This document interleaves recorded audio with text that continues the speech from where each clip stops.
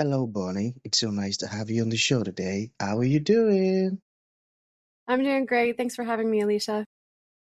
Beautiful. And thank you so very much for being here. I truly appreciate it. And Bonnie, oftentimes I love to thank my guests for two things. All right. And I do this so often to the point where it has become an anthem for me. So, firstly, I want to say thank you so very much, Bonnie, for investing in yourself. You are on this platform right now because you did invested in yourself. And oftentimes, Bonnie, I love to make reference to the amazing mango tree. Some months back, I was on a particular road, and just by the roadside, Bonnie, there was this very tall, unattractive mango tree. And I use the word unattractive because the mango tree's got no mangoes on it, and the leaves were all dry. So I just walked past it and I went my way. But Bonnie, just recently I was on that same road, and this time around, a lot's changed about the mango tree. The mango tree caught my attention pretty good from a distance, and immediately I got the urge to move so close to it, of which I did, and it wowed me. Because now the mango tree's got a lot of mangoes on it, beautiful green leaves and healthy branches. And not just mangoes now, buddy. I'm talking about ripe mangoes. It was such a lovely moment that day.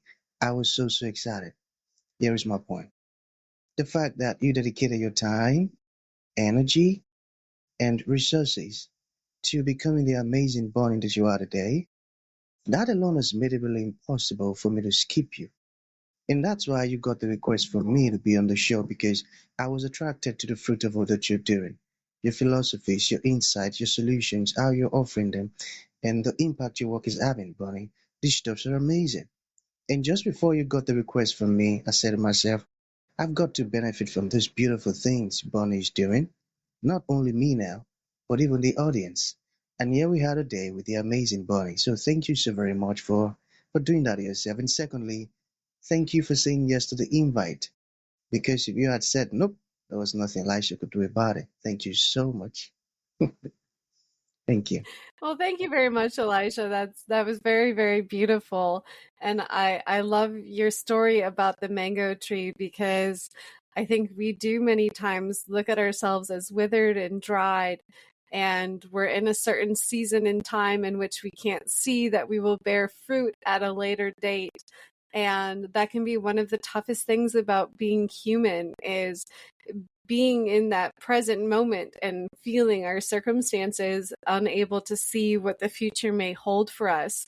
If we can start to pour some water on ourselves and give us the nutrition and the sunlight that we all need. Pour some water on ourselves to get the necessary nutrition that we all need. I got that. And that's a profound perspective. I love that. So let's get started, buddy. I'm quite excited to have you on the show today for two reasons. Firstly, my interest in knowledge seeking. I believe in order for one to transition from a terrible situation to that of a beautiful one, Bunny, I believe it takes the application of knowledge, quality information, and not just knowledge now, but the application of it. And Bunny, ever since I discovered that light in the Hebrew means knowledge and darkness means ignorance, I've been so keen to knowledge seeking because I do not want to remain in the dark. So that's going to make our conversation today very important to me and even to the listeners. The second reason why I'm excited to have the amazing Bonnie on the show is for the sake of the listeners. Bonnie, we live in an age where information is as abundant as grains of sand. We've got a lot of information flying out there. So these folks trust me for quality, eye-opening, and very important information, of which I am totally convinced, Bonnie, that our conversation is going to be insightful and impactful. So for that reason, Bonnie, let's get started with your introduction. Talk to us about your personal or professional journey, because right now we are just so curious. We want to know how Bonnie got here. And afterwards, I've gotten some beautiful questions for you. Okay, Bonnie, over to Okay. you. I will try and keep that journey short because I always tell people I feel like I've lived at least a dozen lifetimes in this one lifetime. And my life started off really rough. I had a very difficult youth and was into a lot of drug use and fell into a lot of dark places. And I can only say how I came out of there was the light of heaven opened up and a hand reached down and grabbed me and pulled me out of the place that I was in. And it literally was this moment of when a light shone in and a voice spoke to me. And I it's like in the Bible when Jesus told the man who couldn't walk to pick up your mat and walk. It's like I picked up my mat and I got up and I walked away from the situation that I was in and decided that I wanted to build a life for myself and be something bigger and better than what I was becoming. And, a decade later, I returned back to my hometown of Detroit and met with some of my friends that I hadn't talked to in a decade. And a lot of them were in the same places they were in before. And they asked me, they said, "Well, how did you do it?" And I said, "It was something outside of myself." That we all have our own weaknesses and our own strengths. And sometimes we need that hand of God to come down and pick us up and show us that we are meant to be so much more than what we are. And ever since that point in time, it's been a long journey of learning and trial and error. But again, there has always been this hand guiding me throughout my life, pointing me in directions that I've had many experiences and met many wonderful, beautiful spiritual teachers who often were only in my life for a very short period of time, but they had a very profound impact on influencing my train of thought and my direction. And they always pointed me on the path of knowledge. So it's been one of these things that's always been a little challenging in my life. A spiritual teacher will come in, but they'll only be in my life for a few short months. But before they leave, they always leave me with books. And those books become my teachers. And through the knowledge gained through the books that I read, it would help propel me into another place. And it may be another few years before I was gifted with somebody else who came along my pathway and taught me some information and some knowledge and some wisdom that they had learned on their path that helped to continue to move me forward on my spiritual path and on my growth. And it's a continuous journey. It's something that we're never done with. I was just blessed. Just a few weeks I was traveling in another state, and I had the beautiful opportunity to meet somebody who really changed the way that I viewed the entire world, and still digesting the information that I gained from this teacher. And it's this constant realization that what we believe to be true about the world around us, what we're taught in history books, is not the truth at all. That we are constantly being faced with lies that have been put on us because those who want to maintain power want us to view the world in a certain way. And as these veils are slowly peeled back from before our eyes and we start to see the world in a different light, it becomes more beautiful. And I'm not sitting here saying that my life is easy and I don't have struggles. It's certainly wrought with many struggles and challenges in life, as all lives are. But there's something beautiful about being able to see through those veils and to walk down the street with my little kids, because I've got 4 little children, and see beauty in a different way. And so I'll end the story about my path on just an encouragement to all of the listeners that when you seek truth and knowledge and wisdom above all else, the universe will reveal it to you in the right time. And sometimes we want it now and we think now is the right time, but it isn't always the right time. And I have learned in life that there were things that I wanted at a certain point in time that didn't come and came many years later. And I was very grateful that they came later because I was more mature and in a different place in which I could use those blessings in a way that I would not have put them to use previously. Beautiful, profound words. And thank you for sharing that story with us. I tell you, very inspirational. And the fact that your life is centered around seeking knowledge And not just seeking knowledge now, but understanding them and applying them. In that part where you mentioned that we want this stuff right now, and the part you said it's definitely going to happen at the right time. That's profound. But I'm still a bit curious, okay? So what sparked your interest for herbs? Like you're an herbalist, right? Yeah, I'm an herbalist. So it was just a long journey, but I'll say that, I spent some time living in intentional communities and learning about permaculture farming and gardening. And I even lived out in an Amish built log cabin in the middle of nowhere with no running water, nothing for an entire year, and really connected with the land. But when I really started to become what I would consider an herbalist was the first time that a plant spoke to me and told me about itself.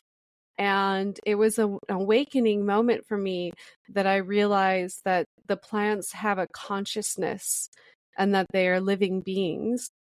And it was a deepening of my relationship with the plants that I was using already as medicine, but I just saw them as these things I harvested out in the world. And having that opportunity to be spoken to by a plant changed everything about my approach to herbal medicine from that point forward. And that's one of the things that I love to talk to people about the most is understanding these different states of consciousness of everything around us. Even the stones are conscious. Their consciousness just isn't on our plane of existence. And if we look at everything as dead matter around us, it will be dead to us. But if we look at everything around us as living and having a consciousness, and maybe what we perceive as consciousness needs to be shifted in order to fit that paradigm. But once we start to see that we are in a living cosmos, the world opens up before us, and you suddenly can have relationships with things like plants and stones that before to you was dead matter.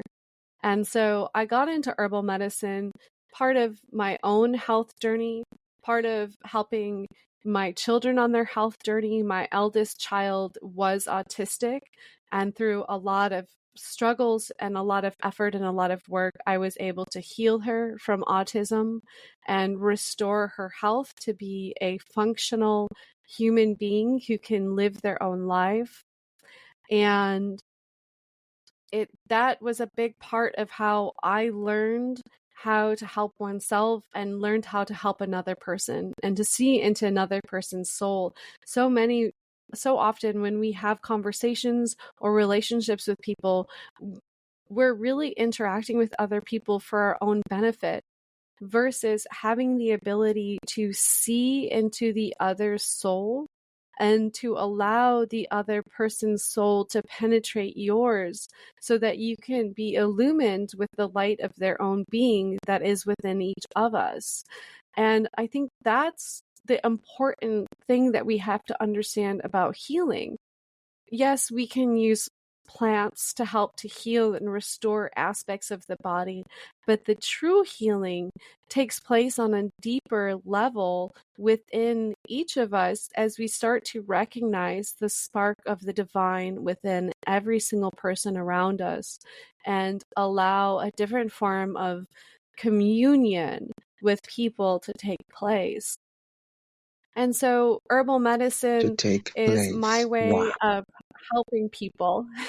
And I use it as a tool to help to restore physical body functions. And while I build relationships with my clients so that we can connect on a deeper soul spiritual level, and those kinds of connections take time because they take trust, and people have to trust you and form that bond before they're going to open up to their deepest soul wounds.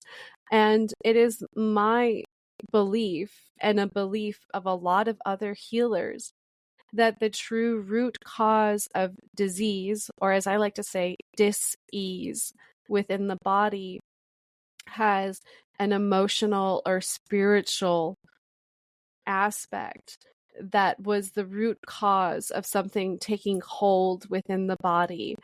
And when we can look at healing from a perspective of wholeness in an emotional or soul way, then we can really start to help people.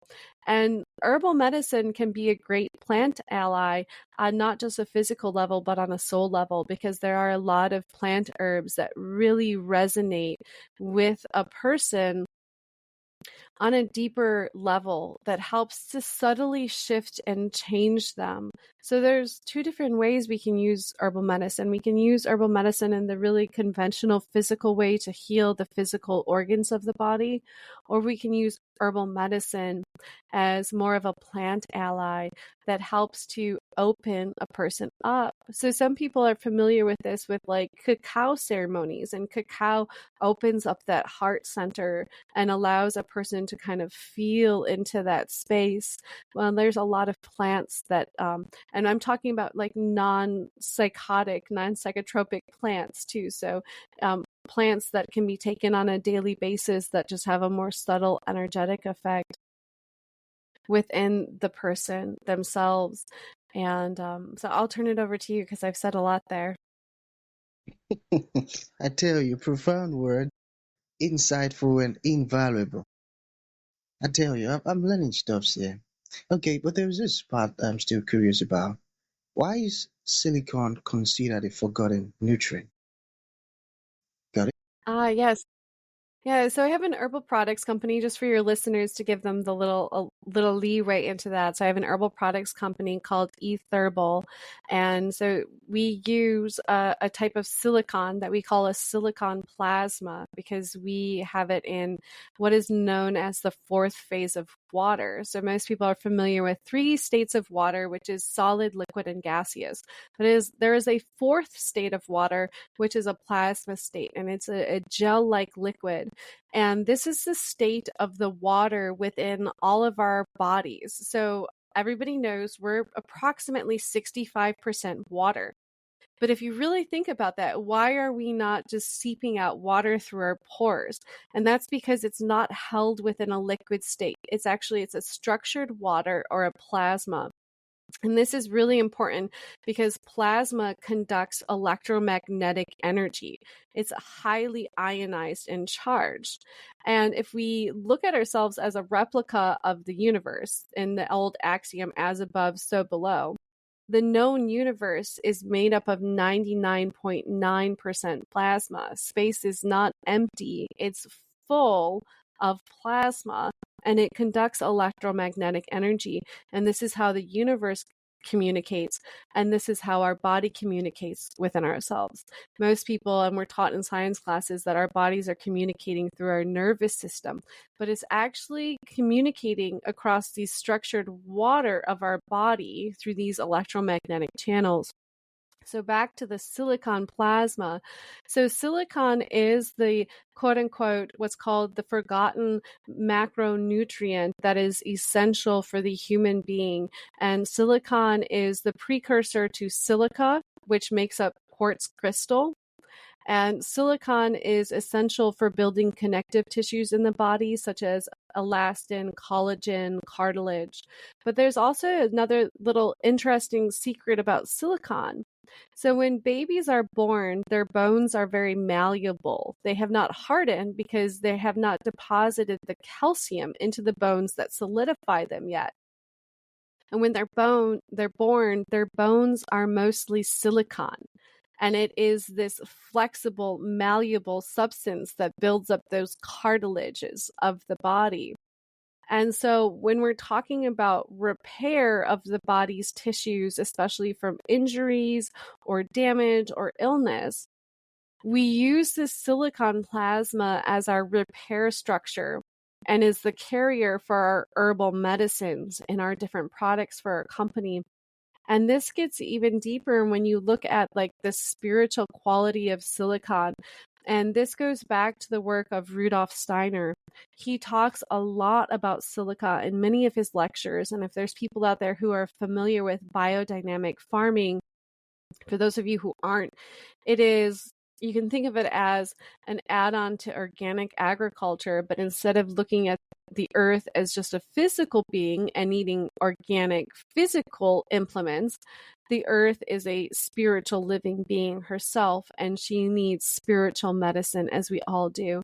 So biodynamic farming provides that spiritual necessity to the earth that she needs to be fruitful. And so Rudolf Steiner is the founder or the creator of biodynamic farming. And he talks a lot about the importance of silica in the earth's structure. And the important thing here to take away is that he says that the silicon is the element on the earth which captures the essence of the sunlight and brings it down into the earth. And so when the human being ingests silicon, they're ingesting these light forces from the sun and into their being, which is helping to illuminate the dark spaces within all of us. And so it's critical to be able to take in small amounts of this silicon into our body to help to build up those light structures within us that are allowing us to be those illumined light beings that we are on this journey to become. I never knew that. Thank you for sharing that with us. So to bring this to an end, Bonnie, I'm still curious, but we don't have time. But let's just take it briefly, okay? So what makes your product unique? Like, what makes it so different? Yeah, so our topical products from my herbal company are very different because one, we use this silicon plasma hydrate, but we also use orbitally rearranged monoatomic elements. So we are collecting meteoric gold from an impact on Mount Shasta that occurred thousands of years ago. And for your listeners who aren't familiar with Mount Shasta, it's considered a holy site here in the United States and California. And so it's a very sacred substance, and it is said to help to repair energetic imbalances within the body. So while our formulas are addressing the physical needs of the human being, they're also addressing the spiritual needs of the human being. Or if the word spiritual isn't as palatable to some, you can say the energetic or the energies within the human being. So we're helping to repair the electrical magnetic connections within the body. And that is something that you don't see anywhere else on the market. Hmm, that's so true, and I got that. Okay, can you still hear? Yes, I can still hear you. Okay, so that's going to be the end of the show, Bonnie. And to bring this to an end, for folks who would like to reach out to you, get your product, or even ask questions, how can that be possible? So you can reach me at two places. You can reach me on my personal site, which is bonniediarcangelo.com. So that's my name without the apostrophe. Or you can visit my herbal products company, which is etherbal.com. And if Elisha has show notes, hopefully you'll have the spelling for your listeners there, because that's a challenging one to spell. Yeah, definitely. Beautiful, beautiful. So that's going to be the end of the show, Bonnie. Thank you for coming and thank you for sharing this profound stuff with us. I tell you, it means a whole lot. Thank Thank you. Yeah, thank you, Elisha. It was nice talking to you.